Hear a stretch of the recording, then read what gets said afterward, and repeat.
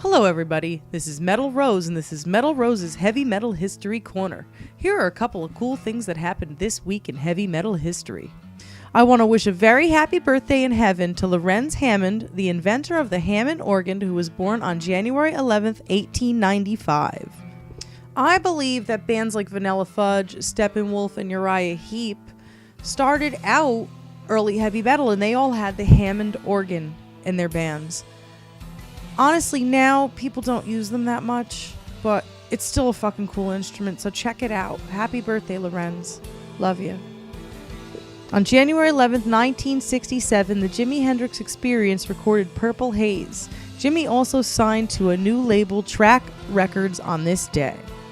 On January 11th, 1968, Jimi Hendrix moved into a London townhouse formerly owned by Messiah's composer George Frederick Handel.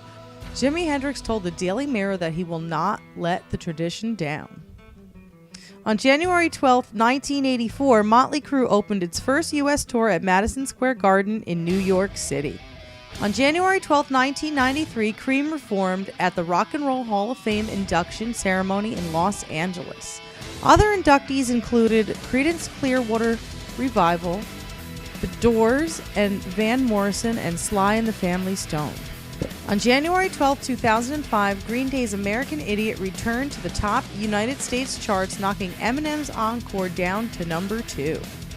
On January 13, 1967, Jimi Hendrix performed at London's Bag o' Nails Club before an audience that included the Beatles manager Brian Epstein.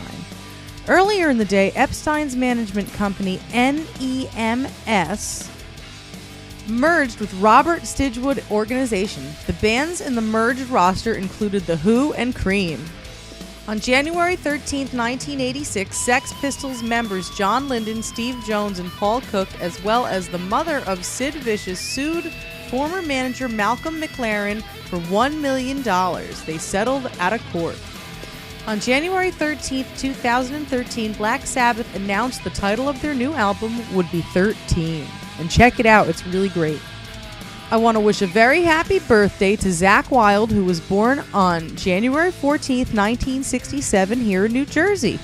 He was in Ozzy Osbourne band, and he leads his own band, Black Label Society.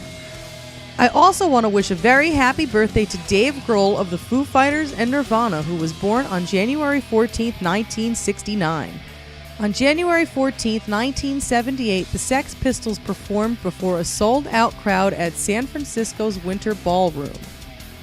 At the end of the gig, Johnny Rotten asked the audience, "Ever feel like you've been cheated?" and walked out on the band.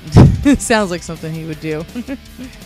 On January 14, 1999, hard rock band and metal band Metallica sues Victoria's Secret, claiming that the lingerie and accessories manufacturer infringed on its trademark by marketing a line of Metallica lip pencils. I don't know, what's this, these guys getting into fights with, like, department stores? Fucking crazy.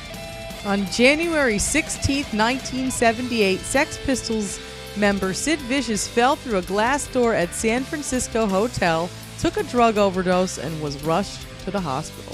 I want to wish a very happy birthday to Mick Taylor of the Rolling Stones, who was born on January 17, 1948.